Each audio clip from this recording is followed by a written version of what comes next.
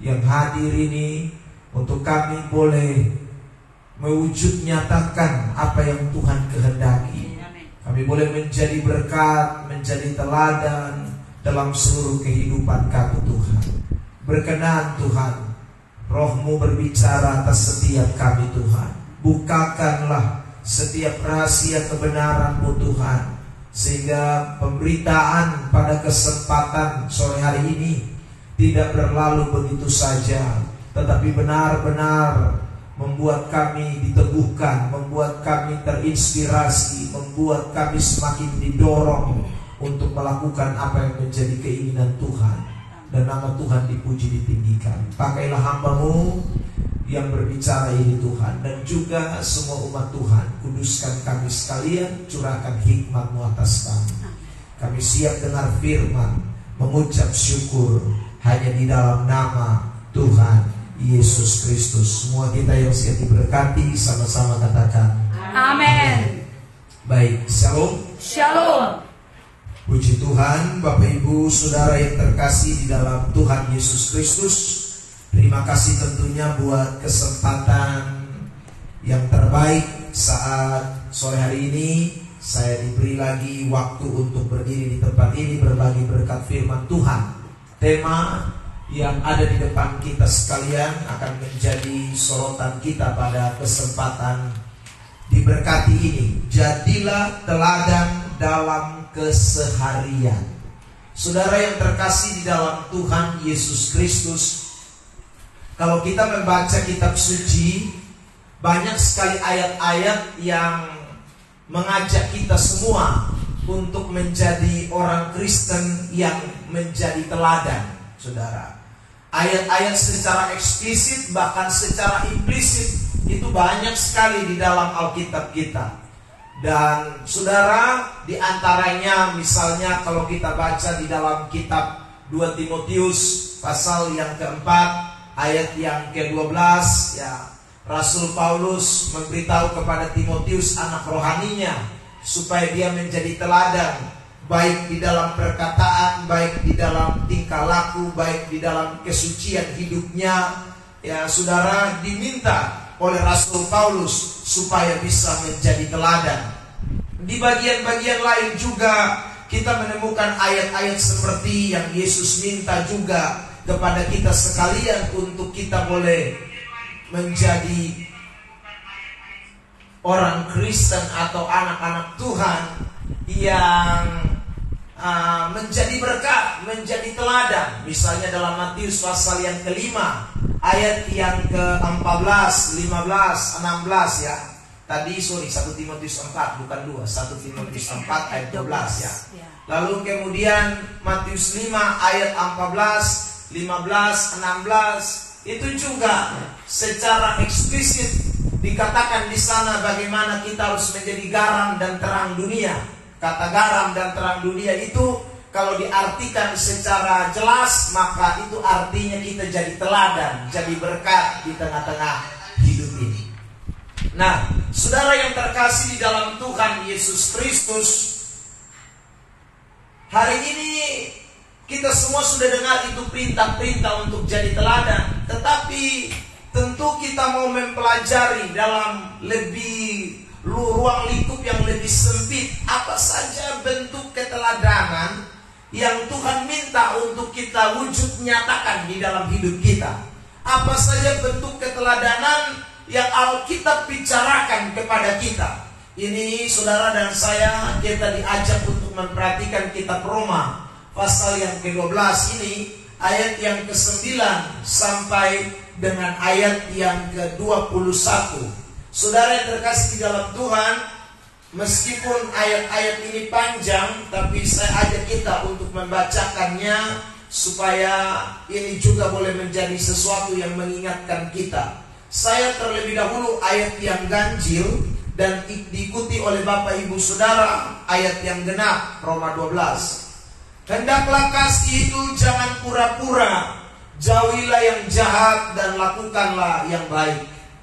Hendaklah kasih sebagai saudara dan saling mendahului dalam memberi hormat.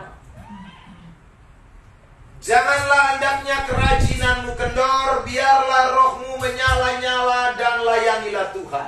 Bersukacitalah dalam pengharapan, sabarlah dalam kesaksian, dan bertekunlah dalam doa. Bantulah dalam kekurangan orang-orang kudus dan usahakanlah dirimu untuk selalu memberi tumpangan. Berkatilah siapa yang menganiaya kamu, berkatilah dan jangan mengutuk. Bersukacitalah dengan orang yang bersukacita dan menangislah dengan orang yang menangis. Hendaklah kamu sehati sepikir dalam hidupmu bersama. Janganlah kamu memikirkan perkara-perkara yang tinggi, tetapi arahkanlah dirimu kepada perkara-perkara yang sederhana. Janganlah menganggap dirimu pandai. Janganlah malah membalas kejahatan dengan kejahatan. Lakukanlah apa yang baik bagi semua orang. Sedapat-dapatnya kalau hal itu bergantung padamu, hiduplah dalam perdamaian dengan semua orang. Saudara-saudaraku yang kekasih, janganlah kamu sendiri menuntut pembalasan, tetapi berilah tempat kepada murka Allah. Sebab ada tertulis, pembalasan itu adalah hakku, akulah yang akan menuntut pembalasan, firman Tuhan. Tetapi jika seterumu lapar, berilah dia makan. Jika ia haus, berilah dia minum. Dengan berbuat demikian, kamu menumpukan bara api di atas kepalanya. 21 sama-sama. 1, 2, 3. Janganlah kamu kalah terhadap kejahatan, tetapi kalahkanlah kejahatan dengan kebaikan. Amin. Bapak Ibu Saudara yang terkasih dalam Tuhan, saya mau bagikan 3 bentuk keteladanan yang Rasul Paulus sampaikan di dalam teks yang kita baca ini. Yang pertama, bentuk keteladanan yang harus kita wujud nyatakan dalam keseharian kita adalah kita harus hidup di dalam kasih. Ini hal yang pertama. Kita diminta untuk hidup di dalam kasih. Mari kita baca ayat yang ke-9 dan ayat yang ke-10 sekali lagi. Roma 12, 1, 2, 3. Hendaklah kasih itu jangan pura-pura. Jauhilah yang jahat dan lakukanlah yang baik. Hendaklah kamu saling mengasihi sebagai saudara dan saling mendahului dalam memberi hormat.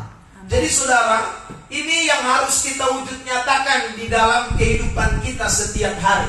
Bagaimana saudara dan saya menjadi teladan di dalam hal kasih. Saudara, kalau kita berbicara tentang kasih, kita tahu bersama bahwa Matius pasal 22 ayat 37 dan 38 mengatakan bahwa hukum yang utama dan terutama itu adalah mengasihi. Ya. Itu adalah hukum yang pertama dan terutama. Jadi saudara, kalau kita berbicara tentang mengasihi Tuhan dan mengasihi sesama, itu merupakan bagian yang sangat penting di dalam hidup kekristenan. Jadi kalau orang tidak hidup di dalam kasih, maka tidak mungkin saudara dia itu Allah itu ada tinggal di dalam dia. Menurut 1 Yohanes pasal yang keempat, 1 Yohanes pasal yang kedua banyak bicara tentang soal kasih. Jadi kasih itu menjadi ciri utama orang Kristen, ciri utama orang-orang percaya. Jadi kalau kita berkata saya orang percaya, maka mutlak kita harus hidup di dalam kasih. Itu tidak bisa kompromi, itu tidak bisa saudara pilihan. Hidup di dalam kasih itu mutlak, sesuatu yang harus, tidak bisa tidak. Begitu kita menyatakan diri kita percaya kepada Kristus, maka kita wajib hidup di dalam kasih. Amen. Saudara yang terkasih dalam Tuhan, mengapa? Karena Allah lebih dulu menyatakan kasih-Nya kepada kita. 1 Yohanes pasal 4 ayat yang ke-10 mengatakan dengan jelas bahwa bukan kamu yang mengasihi aku lebih dulu, tetapi aku yang lebih dulu mengasihi kamu. Jadi saudara, karena kita sudah mendapatkan kasih Allah itu, kasih Allah itu adalah kasih yang tak terbatas. Kasih Allah itu dikatakan di dalam Yohanes 3:16, kasih yang besar. Kasih itu sudah diberikan kepada saudara dan saya. Maka tidaklah mungkin saudara, kasih yang besar yang sudah ada dalam diri kita itu tidak terpancar keluar waktu kita menjadi orang percaya. Otomatis waktu saudara menjadi orang Kristen, waktu saudara dan saya menjadi pengikut Tuhan, waktu saudara dan saya mengikrarkan iman kita kepada Kristus, maka otomatis saudara dan saya wajib hidup di dalam kasih Allah. Amin. Saudara terkasih dalam Tuhan. Nah, kasih Allah itu seperti apa? Itu dijelaskan di dalam ayat 9 dan ayat 10. Yang pertama dikatakan jangan berpura-pura. Ya, kembali Pak. Ya. Saudara, jangan berpura-pura. atau lebih tepat ini, jangan munafik. Nah, itu kasih. Jadi kasih itu tidak boleh berpura-pura. Kasih itu tidak boleh munafik. Munafik itu bagaimana saudara? Munafik itu di depan lain, di belakang lain. Nah, itu munafik. Saudara yang terkasih dalam Tuhan. Nah, kasih kekristenan itu kasih yang tidak pura-pura. Kasih yang tidak, saudaraku, di belakang lain, di depan lain, atau di depan lain, di belakang lain, saudara. Kasih yang dalam kekristenan itu apa adanya. Kasih yang betul-betul, saudaraku, transparan. Kasih yang terbuka. Kasih yang berkata ya di atas ya dan tidak di atas tidak. Itu kasih orang percaya. Saudara terkasih dalam Tuhan. Ini makanya kita mesti bedakan kasih yang di luar kekristenan dengan kasih di dalam kekristenan. Ya. Ada orang sudah di Kristen lama tapi tidak mengerti kasih dalam kekristenan, saudara. Karena begini, saudara terkasih dalam Tuhan, yang namanya tidak pura-pura itu bukan hanya dalam hal-hal yang sifatnya adalah positif dalam tanda kutip, ya saudara. Ya. Artinya begini, sesuatu yang dinilai orang itu baik. Ya. Tetapi saudara, kata tidak berpura-pura, tidak munafik itu juga, itu bisa berarti sesuatu yang tidak baik. Yang orang nilai ini sesuatu yang tidak boleh kita lakukan, tetapi kita harus lakukan. Itu kasih yang tidak pura-pura. Contoh, saudara terkasih dalam Tuhan, misalnya ada orang bikin salah. Ya. Menurut konteks dunia, kasih itu, saudara terkasih dalam Tuhan, orang bikin salah itu jangan omong dia salah. Nah, itu kasih dunia. Diam saja. Bila perlu kita dukung supaya, ya saudara, ini dosa jangan tersebar luas. Ya, hanya kita dan kita yang tahu, saudara. Itu orang dalam konteks dunia. Itu kasih yang sebenarnya pura-pura, saudara. Di dalam konteks kekristenan, kasih yang justru, saudaraku, menyatakan kesalahan. Kasih yang tidak pura-pura itu omong apa adanya. Kasih yang tidak pura-pura itu justru menyelamatkan orang dari dosa, menyelamatkan orang dari keterpurukan. Itu kasih yang sungguh-sungguh. Saudara terkasih dalam Tuhan Yesus Kristus. Makanya kalau saudara lihat Yesus menunjukkan kasihnya ketika dia datang ke dalam dunia ini, saudara, dia itu tidak peduli siapapun orang, dia pasti mengasihi. Ya. Tapi di balik kasih yang tidak peduli akan siapapun itu ada kasih yang tidak kompromi dengan apapun. Ya. Saudara terkasih dalam Tuhan. Jadi saya bilang, Yesus itu welcome dengan semua orang.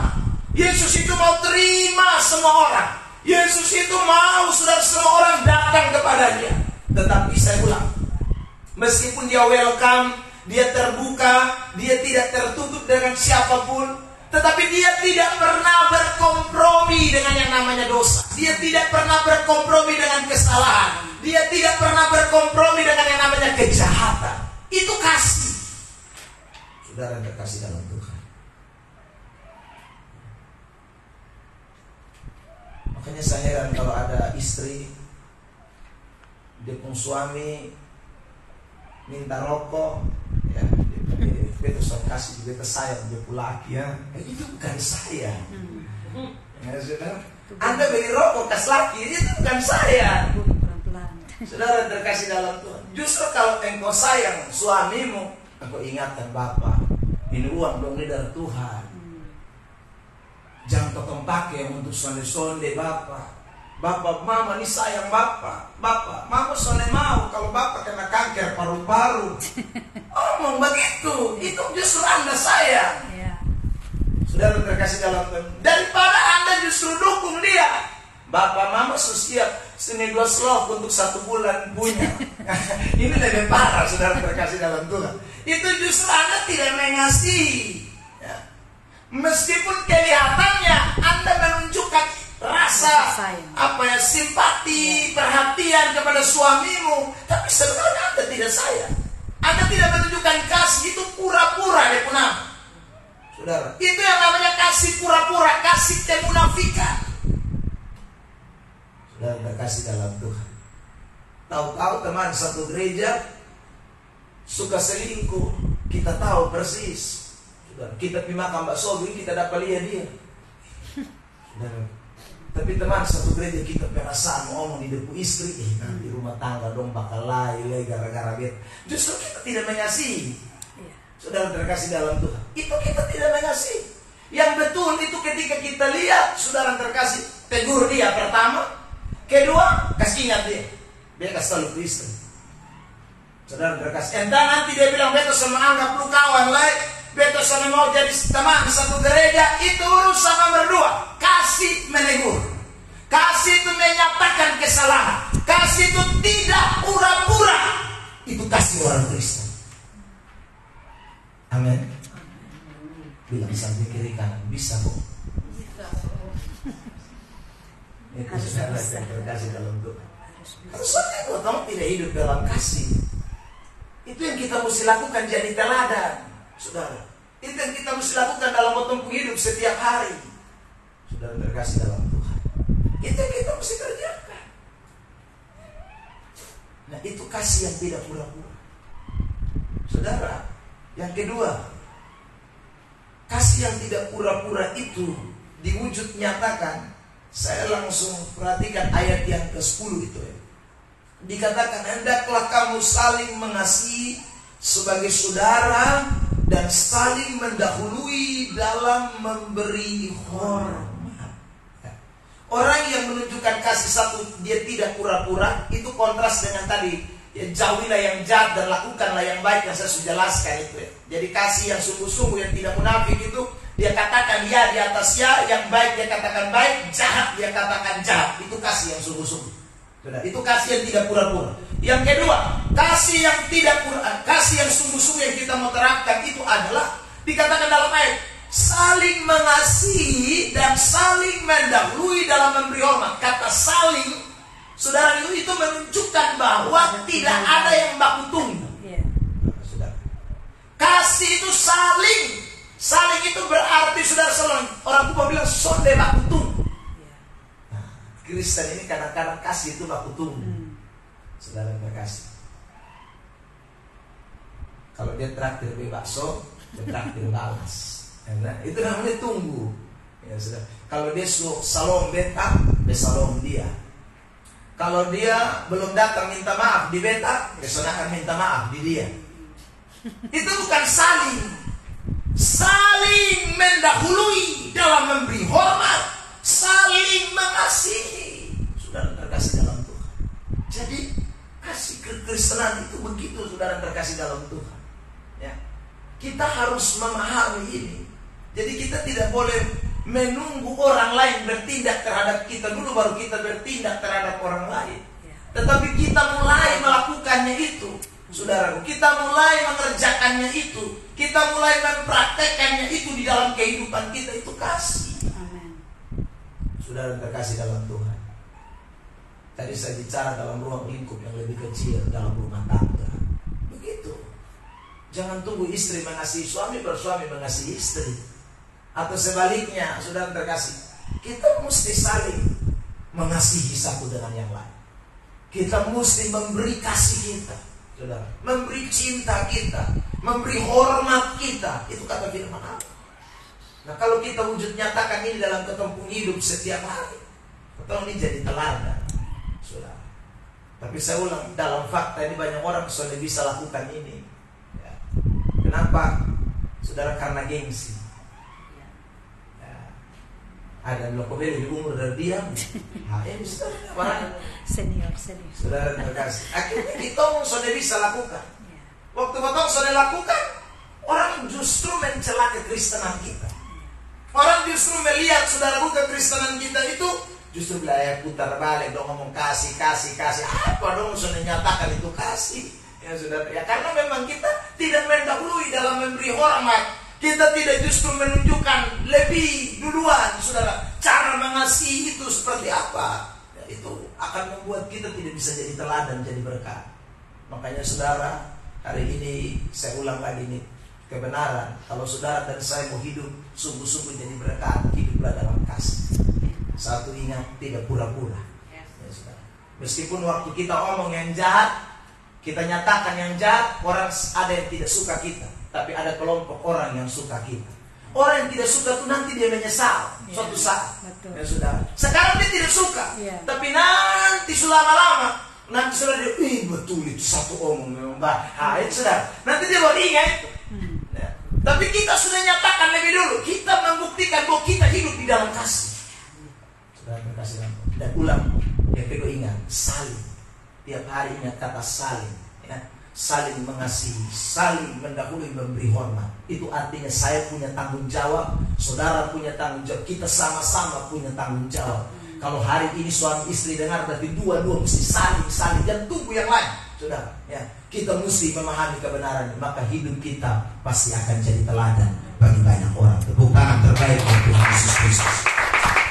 Bagian yang kedua, Bapak-Bapak saudara yang terkasih dalam Tuhan, Rasul Paulus bicara soal kerajinan. Ya, mari kita lihat ayat 11 dan ayat 12. Mari kita baca ini ayat. Kitab Roma 12 ayat 11 12. Dalam hitungan ketiga kita sama-sama baca. 1 2 3. Janganlah hendaknya kerajinanmu kendor, biarlah rohmu menyala-nyala dan layanilah Tuhan. Bersukacitalah dalam pengharapan, sabarlah dalam kesesakan, dan bertekunlah dalam doa. Saudara, yang kedua bicara soal kerajinan. Dan dalam konteks ini Paulus mau berbicara kerajinan dalam lingkup ruang kerohanian.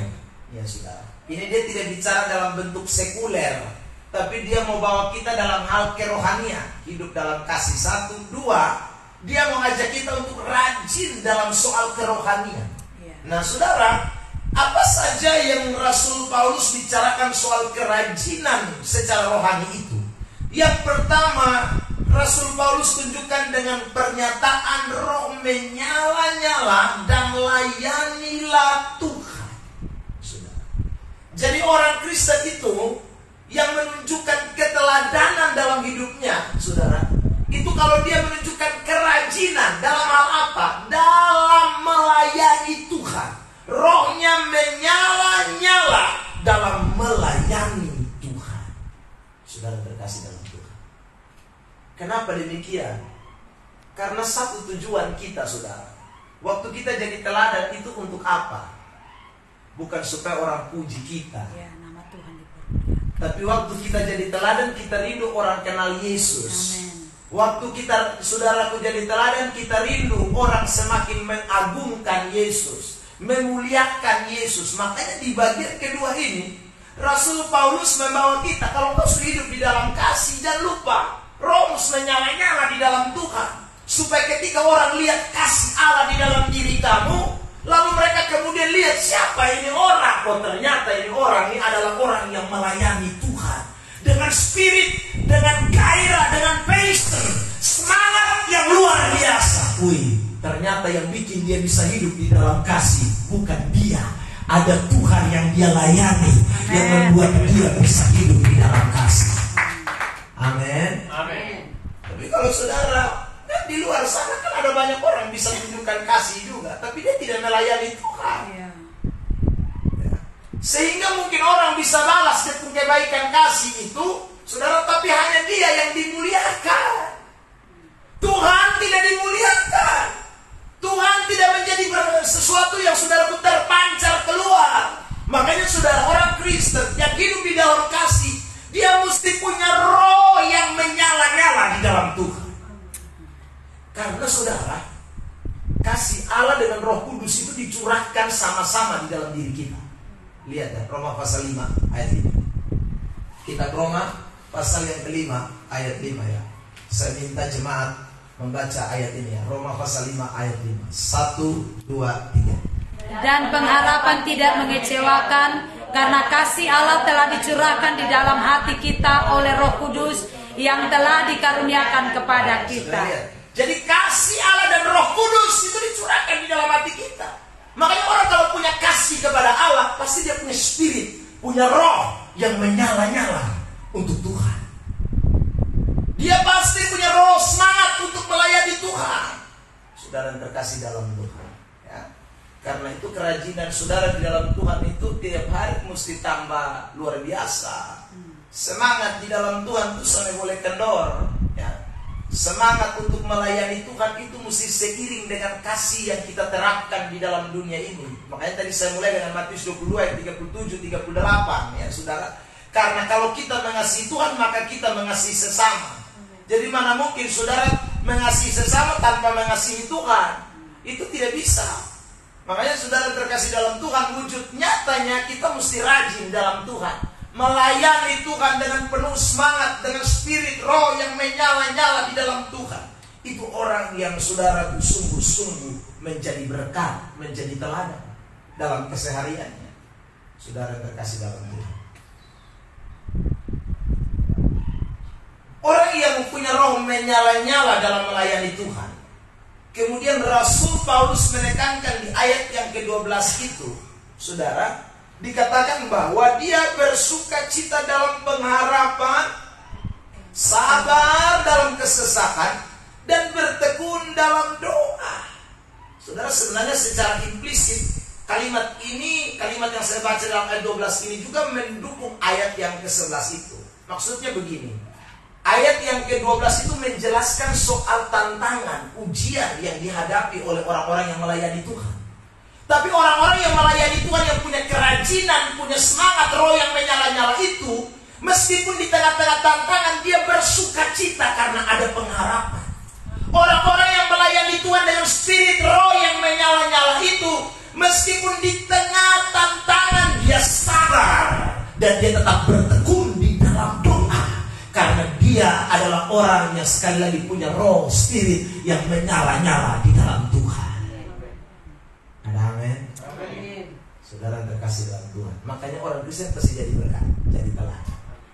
Ya, saudara. Karena kita menunjukkan kita punya kehidupan. Satu, kita hidup dalam kasih. Dua, ya saudara, kita rajin melayani Tuhan, tapi bukan rajin karena ada sesuatu saja. Ya. Karena ada orang rajin, itu karena belum ada tantangan. Begitu datang tantangan dia lari, ya itu bukan. Makanya banyak orang Kristen dapat celaan. Ya, dong pikir gereja itu karena ada sesuatu. Nanti coba lihat, nanti orang bilang begitu kita. Tapi kalau orang Kristen yang jadi berkat, jadi teladan, tantangan datang dia tambah semangat. Tantangan datang dia ada pengharapan. Tantangan datang dia tambah tekun di dalam doa. Orang begini pasti akan jadi teladan bagi banyak orang. Tepuk tangan dulu yang terbaik buat Yesus Kristus. Suami kalau lihat Anda begini kan suami dia bilang, memang debu istri ini luar biasa. Tantangan begini berat, mau tua tika melutut terus, mau tua rajin pede terus, mau tua pi gereja non stop. Saudara terkasih dalam Tuhan.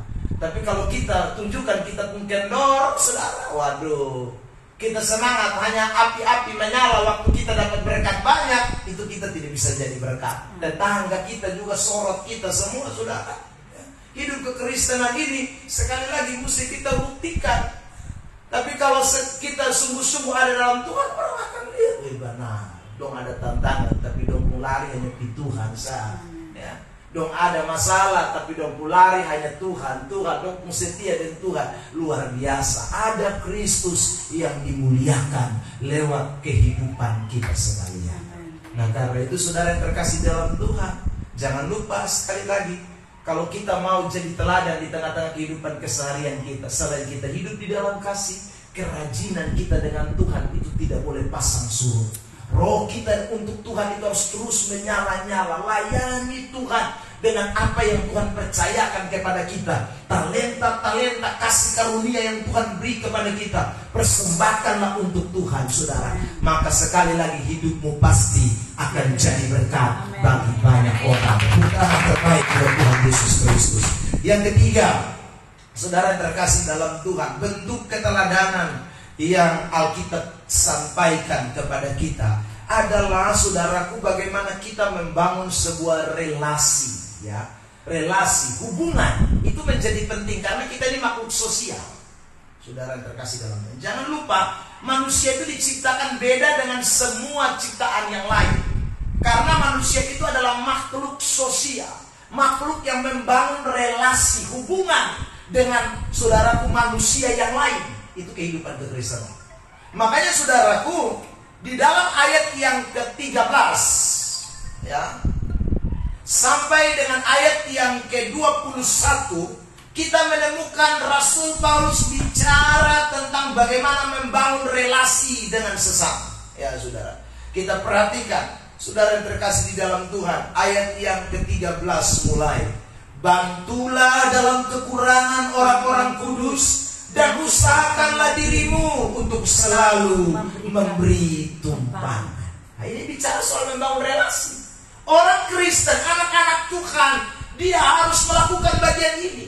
Bantu orang-orang kudus, usahakan diri untuk selalu memberi tumpangan. Kata tumpangan itu ditulis dalam bahasa Inggrisnya hospital, artinya jadi rumah sakit. Saudara yang terkasih dalam Tuhan, ya. Jadi orang-orang yang datang patah hati, putus asa, kecewa, nah itu saudara mencari ketong itu, ya. Jadi kita bukan hanya membantu dalam hal kekurangan saja, ya, tetapi juga kita ini menjadi orang yang kemudian menjadi hospitality. Menjadi orang yang saudaraku dapat memberikan tumpangan, dapat menjadi orang yang tempat curhat. Ya saudara, itulah orang Kristen. Ya. Kalau kita mau jadi teladan, kita mesti jadi orang Kristen yang begini. Kita tidak bisa memperhatikan egosentris kita, diri kita sendiri. Saudara terkasih dalam Tuhan. Ya.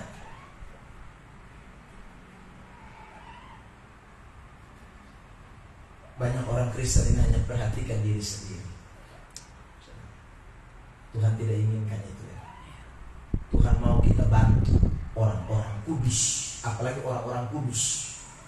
Orang-orang kudus ini lingkupnya lebih kecil, saudara. Maksudnya adalah orang-orang yang percaya itu banyak yang menderita, banyak yang susah. Contoh di dalam Alkitab misalnya Lazarus. Lazarus orang kudus. Tetapi saudara lihat itu orang kaya, dia tidak peduli, ya. Padahal dia hanya kasih nasi sepiring buat Lazarus, justru baik, ya. Tapi Lazarus tidak, saudaraku, orang kaya itu tidak peduli dengan Lazarus. Saudara.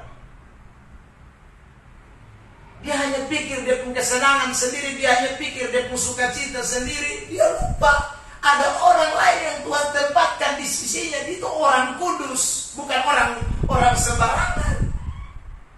Saudara terkasih dalam Tuhan, anak-anak Tuhan, orang-orang kudus itu bisa juga bicara soal hamba-hamba Tuhan yang mungkin melayani di daerah-daerah pedesaan terpencil, saudara, ya, yang susah makan.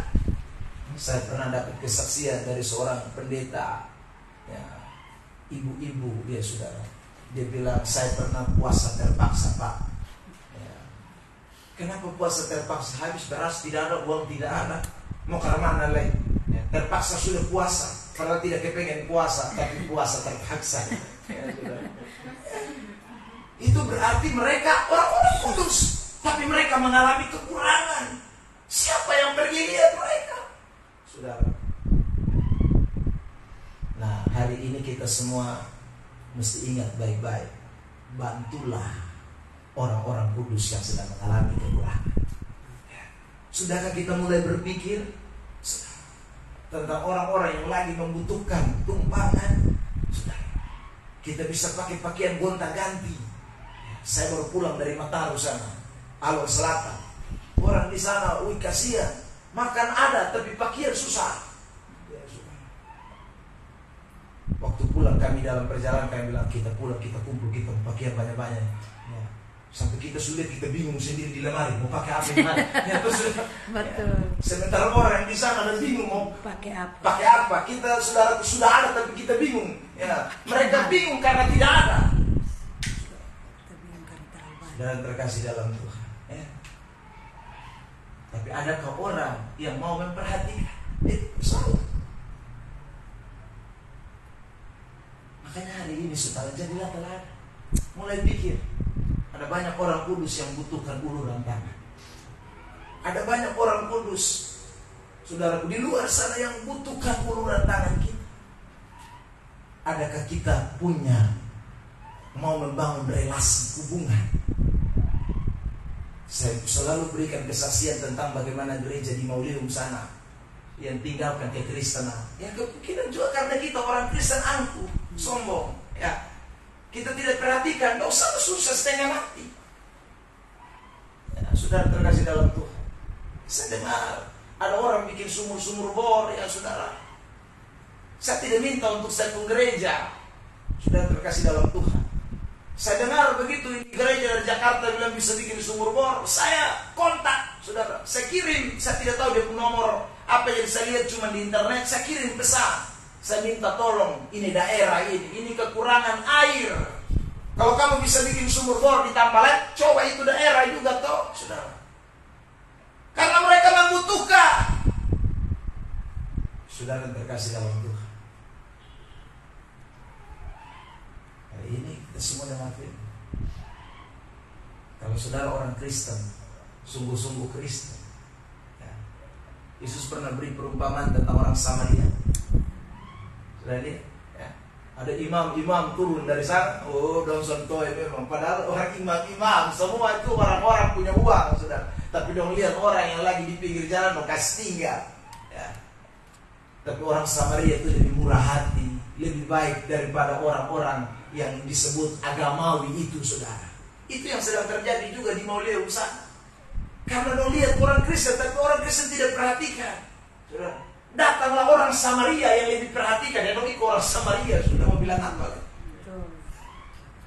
Sudah begitu baru kita bilang mereka tidak beriman. Ya saudara, memang kita angkuh, kita sombong, kita tidak pergi perhatikan mereka. 1 tahun yang lalu saya pergi KKR di sana. Dong bilang, Bapak ini KKR pertama kali di ini Tampak.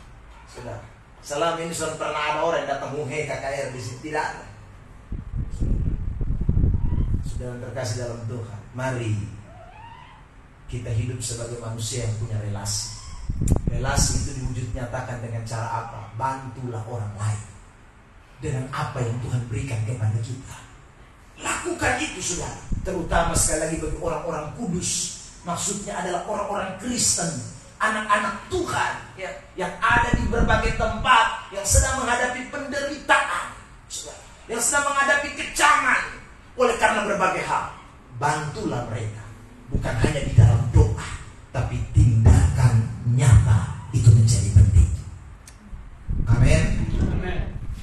Saudara terkasih dalam itu, saya suka kritik orang yang berdoa, bilang begini, kalau pas doa makan, Tuhan, Engkau tolong orang-orang yang dalam penjara, mereka. Saya tanya, kau sudah di penjara atau tidak? Hanya kau doa di sini terus tiap kali makan doa. Orang-orang dalam penjara, orang-orang yang sedang melayani Tuhan tapi mereka tidak mendapatkan berkat seperti kamu. Kau pergi, Tuhan tidak hanya butuh kau doa. Pergi. Amin. Bilang samping kiri kanan, sudah pergi kau belum? Doa bolak-balik kan? Ya, pergi tidak. Nah, itu. Karena Tuhan mau kita bangun relasi. Saudara, itulah saat kita menjadi teladan, jadi berkat. Kalau kita tidak pergi ya percuma doa, kita tinggal habis doa. Saudara terkasih dalam Tuhan, siapa yang mau pergi ke sana? Kita harus mulai membangun relasi supaya orang-orang itu pun dibantu. Orang-orang itu pun mendapat hospitality. Dia mendapat, saudara, tumpuan, curahan hati. Saudara terkasih dalam Tuhan ya, itu penting. Yang kedua, perhatikan ayat yang ke-14 ya. Untuk bagian yang ketiga ini, saudara terkasih dalam Tuhan, hidup membangun relasi itu bagaimana? Berkatilah siapa yang menganiaya kamu. Berkatilah dan jangan mengutuk. Janganlah membalas kejahatan. Ayat 17. Janganlah membalas kejahatan dengan kejahatan. Lakukanlah apa yang baik bagi semua orang. Ayat 18. Sedapat-dapatnya, kalau hal itu bergantung padamu, hiduplah dalam perdamaian dengan semua orang. Ayat 19. Saudara-saudaraku yang kekasih, janganlah kamu sendiri menuntut pembalasan, tetapi berilah tempat kepada murka Allah. Sebab ada tertulis, pembalasan itu adalah hakku.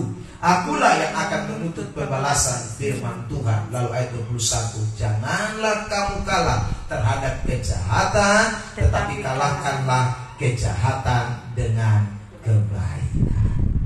Saudara yang terkasih di dalam Tuhan, jadi prinsip yang kedua yang kita harus lakukan dalam membangun relasi adalah jangan cari musuh.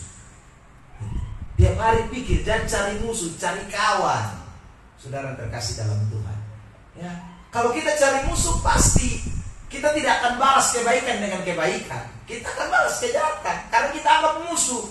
Saudara, kalau kita mau cari musuh, maka saudara yang terkasih dalam Tuhan, tidak mungkin kita berdoa, Tuhan, ampunilah dia yang menganiaya aku. Tidak mungkin.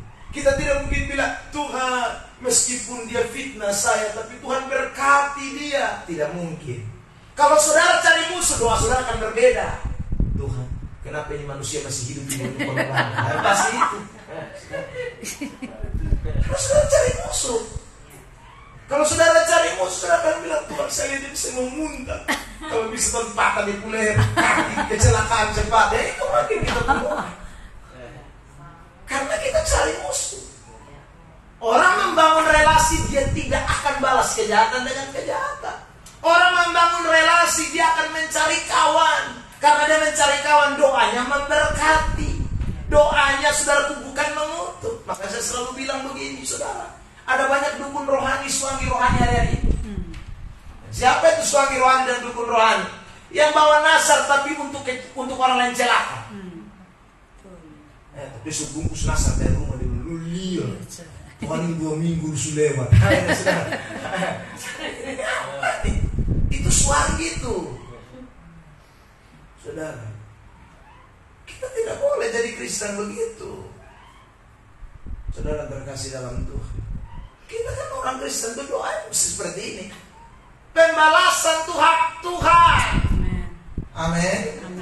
Saudara, Tuhan balas, Tuhan buat. Kau suruh doa, Tuhan berkati dia. Tuhan berkati. Beta jujur, Tuhan hati memang sakit, tapi beta berkati dia, Tuhan. Beri hati yang baru buat beta supaya beta bisa mengasihi dia. Ya itu saudara. Kita memang kau sebagai manusia super. Kau harus jujur di hadapan Tuhan, tapi kita mesti minta jangan ada kebencian, kepahitan di dalam diri kita. Saudara berkasih dengan Tuhan. Itu penting. Anak-anak Tuhan semua. Maka saudara pasti akan jadi berkat. Ya. Orang benci, saudara balas kebaikan. Bagaimana orang itu bisa bertahan? Ya. Saudara lihat itu ayat tadi dikatakan itu saudara seperti menumpuk bara api di atas kepalanya kan? Ayat berapa itu ya? Ya 20. Coba ditampilkan ayat 20 ya, saudara lihat ayat 20 Roma pasal 12.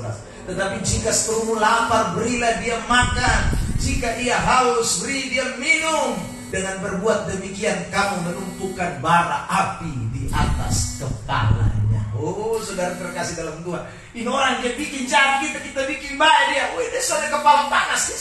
Saudara, dia pasti panas itu. Tuhan nih, kok beta bikin tambah jahat, kok dia tambah bikin baik di beta. Beta bikin jahat, dia bikin baik di beta. Bikin jahat, bikin baik. Wah, itu luar biasa saudara. Itu orang tidak akan bisa bertahan pasti.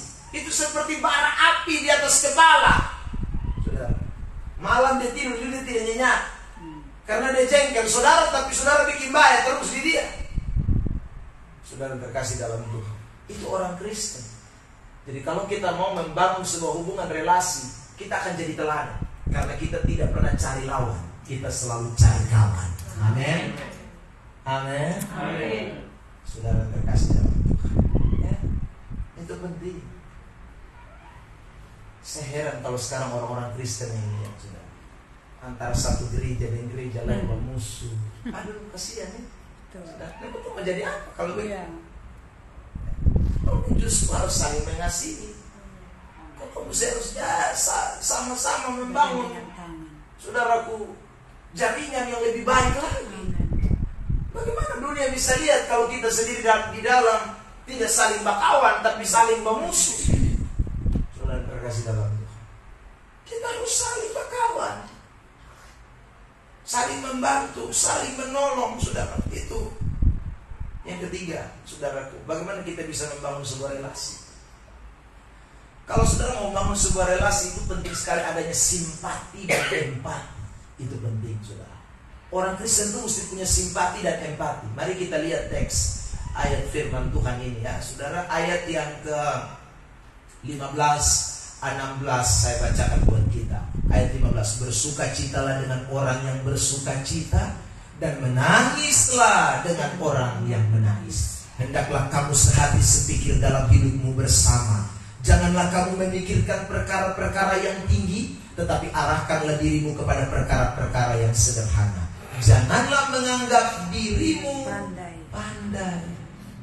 kita harus memberi simpati dan empati, saudara. Ya. Orang Kristen itu mesti memberi simpati dan empati. Jadi kalau ada orang bersuka cita, kita ikut bersuka cita.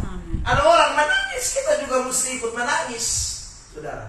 Ada orang yang saudaraku tidak mau untuk satu hati dengan kita, kita harus belajar untuk bisa sehati dengan dia, sepikir dengan dia, saudara. Jangan pikirkan perkara-perkara yang tinggi. Jangan, saudara. Pikirkanlah perkara-perkara yang sederhana. Jangan menganggap diri pandai. Karena itu tembok. Kalau kita sudah mulai pikir perkara-perkara yang tinggi, itu kita akan membangun tembok. Saudara. Kita tidak akan punya simpati lagi, empati dengan orang, tidak.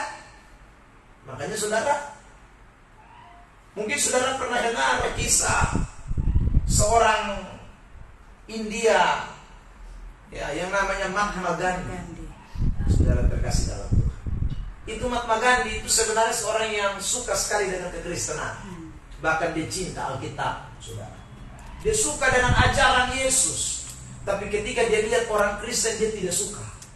Kenapa? Karena satu hari dia pernah ditolak di gereja karena dia orang kulit hitam, saudara. Datang gereja di orang kulit putih semua. Maka orang kulit putih suruh dia pulang karena dia sendiri kulit hitam. Saudara terkasih dalam Tuhan, ada tembok yang dibangun, ya. Sehingga saudara lihat tidak jadi teladan, tidak jadi berkat. Saudara terkasih dalam Tuhan, bukankah itu juga yang hari ini kita lihat di berbagai tempat, saudara? Kelompok ibu-ibu kaya sendiri, kelompok yang setengah kaya sendiri, yang miskin-miskin sendiri. Kasihan, saudara.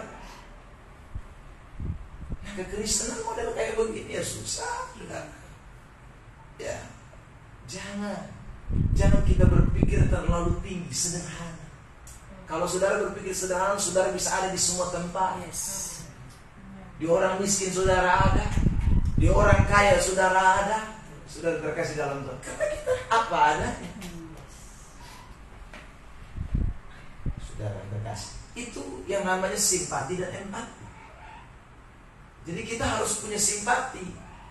Kalau kita punya simpati, saya ulang, kita akan ada di semua lini. Kita mau melakukan sesuatu bukan hanya bagi diri kita atau bagi orang-orang tertentu, tapi karena kita mau berbagi bagi semua orang. Kita mau jadi teladan bagi semua orang. Saudara terkasih dalam Tuhan, makanya jangan bikin diri kita sampai orang tidak bisa lagi ketemu kita. Itu bahaya, saudara. Saya pernah pergi ke Jawa, sudah mau ketemu dengan pendeta. Saudara terkasih dalam Tuhan, pendetanya ada pada hari, saudara. Tapi satpamnya di depan, saya bilang mau ketemu dengan Bapak Gembala. Lalu satpamnya bilang begini, perlu apa? Sudah janjian belum? Saya bilang tidak, belum pernah janjian karena belum kenal toh. Ya sudah. Oh kalau gitu kenapa datang? Ya karena kebetulan kami datang dari Timur, jadi kami mau datang juga di ini gereja ketemu dengan Bapak Gembala. Ya, saudara terkasih dalam Tuhan. Lalu satpamnya bilang begini, tunggu ya, saya pergi kasih tahu dulu Bapak Gembala. Sudah. Dia pergi kurang lebih 10 menit, dia kembali datang. Kita sudah tunggu lama sekali, 10 menit dia datang. Lalu dia bilang, minta maaf Bapak Gembala tidak ada. Ya, sudah. Saudara, aku baru bilang Bapak Gembala tidak ada. Tiba-tiba Bapak Gembala keluar. Saudara terkasih, Bapak Gembala langsung naik mobil Alphard, tutup pintu, langsung berangkat. Ya sudah. Kita kan pendeta dari kampung, kita cuma ya Bapak Gembala. Saudara, nah kalau pendeta sesuatu begini, sudah terkasih dalam Tuhan. Ya itulah kehidupan kekristenan. Ini fakta, saudara. Ini fakta. Kemarin saya istri di mobil, lalu istri saya bilang begini, Bapak, saya takut satu saat nanti tiba-tiba orang susah mau telepon kotong lagi. Ya saudara. Saya bilang, kenapa? Ya karena orang rasa kotong sudah terlalu lebih tinggi dari orang lain. Saudara terkasih dalam Tuhan, saya bilang itu tidak boleh terjadi. Dan itu tergantung dari kotong. Kalau botong memang bangun botong pun diri, buat relasi, jadi saudara bikin diri ke ada tembok, itu bahaya. Saudara terkasih, jangan. Kita harus tetap bisa ada di semua tempat, di semua lini. Jangan sampai orang lalu takut, segan dengan kita hanya karena posisi kita.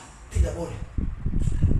Orang sudah takut untuk saudaraku mau minta kita melayani karena kita pun standar terlalu jauh. Jangan. Kita tidak lagi jadi seorang hamba Tuhan yang baik. Karena kita bukan pejabat, kita bukan bos, kita cuma hamba. Amin. Saudara terkasih dalam Tuhan, makanya saya biasakan diri pergi belanja di pasar, supaya saya juga masih terlihat biasa-biasa saja. Saya takut orang sudah melihat saya jadi berbeda. Saudara terkasih dalam Tuhan, ya, itu bahaya. Makanya kita mesti hidup hati-hati. Di rumah saya masih suka pakai celana pendek, kaos, jalan santai-santai di luar, supaya orang masih bisa lihat, ternyata masih bisa kelas sama ya. Saudara, karena orang bisa takut dengan kita kalau kita jas terus tuh keluar, kita bisa kena panas, langsung motor langsung berangkat, orang langsung segan di motor. Orang kan lihat motor pun cara hidup orang segan, dan orang tidak akan berani lagi datang di kota. Jangankan datang, telepon keluar sudah takut. Saudara terkasih dalam Tuhan, makanya saya takut itu, saudara. Tidak boleh. Karena saudara terkasih dalam Tuhan, kita ini harus tetap jadi berkat. Bukan hanya bagi orang-orang tertentu saja, tapi bagi semua orang kita harus jadi berkat. Amin. Amin. Saudara terkasih dalam Tuhan, ya, ini kita tidak boleh lupa. Ya. Karena kalau kita pikir terlalu tinggi, itu bahaya sekali. Ya. Nanti kita akan tidak bisa jadi teladan dalam hidup kekristenan. Nah, saudara, ini 3 hal yang Paulus sampaikan untuk kita bisa jadi teladan. Hidup dalam kasih 1. 2, ingat baik-baik saudara terkasih dalam Tuhan, mesti semangat di dalam Tuhan, romus menyala-nyala, kerajinan tidak boleh kendor, ya saudara. Lalu yang ketiga, ingat hubungan relasi kita dengan Tuhan tidak boleh, dengan sesama itu tidak boleh putus. Ya saudara, jangan pikir terlalu tinggi, jangan bangun musuh, jangan bikin musuh, jangan bikin tembok di dalam hidup ini. Saudara, kita harus tetap jadi orang yang bisa jadi berkat bagi semua orang. Ada amin? Saudara terkasih dalam Tuhan, ini hanya bisa terjadi kalau kita perhatikan ayat 1 sampai dengan ayat 8. Ya sudah, ada 3 hal. Ayat 1 sampai ayat 8 itu ada 3 hal, saya cepat saja. Yang pertama saudara, kalau saudara sudah mempersembahkan hidup saudara dulu kepada Tuhan sebagai persembahan yang hidup, yang kudus, dan yang berkenan kepada Allah. Kalau kita belum mempersembahkan hidup kita kepada Tuhan, adalah sesuatu yang impossible. Saudara, kasih Allah itu ada di dalam hidup kita. Saudara, tidaklah mungkin saudara bisa menjadi orang-orang Kristen yang punya semangat, rajin melayani, kalau saudara tidak mau mempersembahkan hidup saudara kepada Tuhan sebagai persembahan yang hidup kudus dan berkenan kepada Allah. Kita tidak mungkin juga bisa membangun sebuah relasi hubungan dengan sesama kalau kita tidak pernah mempersembahkan hidup kita kepada Tuhan. Karena orang-orang yang tahu mempersembahkan hidupnya kepada Tuhan, orang-orang itu tahu bagaimana hidup sebagai hamba-hamba Tuhan. Yang kedua, saudara, ayat 2 bilang kita harus bertobat, ya. Kita harus bertobat, tidak boleh serupa dengan dunia ini. Kalau kita serupa dengan dunia ini, tidak mungkin saudara terkasih dalam Tuhan, kasih Allah itu bisa nyata, ya. Tidak mungkin. Kalau kita hidup serupa dengan dunia ini, tidak mungkin roh kita menyala-nyala dengan luar biasa untuk Tuhan. Ya, kita masih serupa, tidak bertobat, nah bagaimana? Ya, paling kita hitung-hitung, melayani Tuhan hitung-hitung. Ya, saudara, tidak mungkin. Makanya kita harus bertobat dulu. Saudara, kita tidak boleh menjadi serupa dengan dunia dulu. Mesti berubah cara berpikir kita. Yang ketiga, saudara, bagaimana kita bisa membangun relasi hubungan dengan Tuhan kalau kita dengan sesama kalau kita tidak pernah bertobat sungguh-sungguh. Pikiran kita masih duniawi, pikiran kita masih tinggi-tinggi, sombong-sombong, saudara, kita tidak mungkin bisa membangun relasi, tidak pernah mungkin. Kita masih mau balas kejahatan dengan kejahatan, saudara, tidak mungkin kita bisa membangun relasi dengan baik. Makanya butuh pertobatan. Yang ketiga, saudara terkasih dalam Tuhan, kita harus ingat karunia-karunia yang Tuhan beri kepada kita. Ayat 3 sampai ayat 8 itu bicara karunia. Ya. Karunia-karunia yang Tuhan beri kepada kita itu tidak punya fungsi untuk kesombongan diri kita. Karunia-karunia yang Tuhan beri itu semua supaya kita jadi teladan bagi banyak orang. Tuhan kasih karunia untuk membantu, Tuhan kasih karunia untuk menolong, Tuhan kasih karunia untuk berbagi. Banyak itu, mulai ayat 3 sampai dengan ayat yang ke-8, saudara bisa baca panjang lebar. Nah, itu 3 kunci yang kita harus miliki untuk bisa menjadi teladan dalam keseharian kita, hidup dalam kasih, hidup dalam saudaraku, menyala-nyala kerajinan dengan Tuhan, lalu kemudian membangun relasi dengan sesama. Itu kuncinya ada di 3 ini. Kalau ini 3 kita sudah lakukan, otomatis 9 sampai 21 itu bisa diterapkan. Makanya saya suka Rasul Paulus itu bicara tidak setengah-setengah. Ya, dia selalu memberikan saudaraku solusi. Dia berikan saudaraku perintah, tapi dia berikan solusi buat kita. Perintahnya ada di ayat 9 sampai dengan ayat yang ke-21. Tetapi solusi dia berikan di ayat 1 sampai ayat 8. Marilah kita semua sungguh-sungguh hidup di dalam persembahkan hidup kita kepada Tuhan, bertobat sungguh dan kenali setiap karunia yang Tuhan berikan kepada kita. Tepuk tangan terbaik buat Tuhan Yesus. Saya kenal dengan misi kita bersyukur buat firman Tuhan yang kita dengar.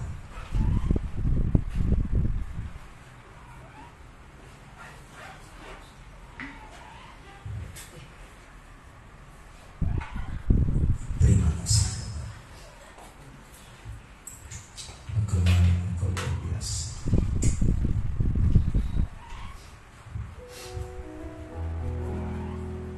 Kami mau jadi berkat di tengah-tengah dunia ini, Tuhan.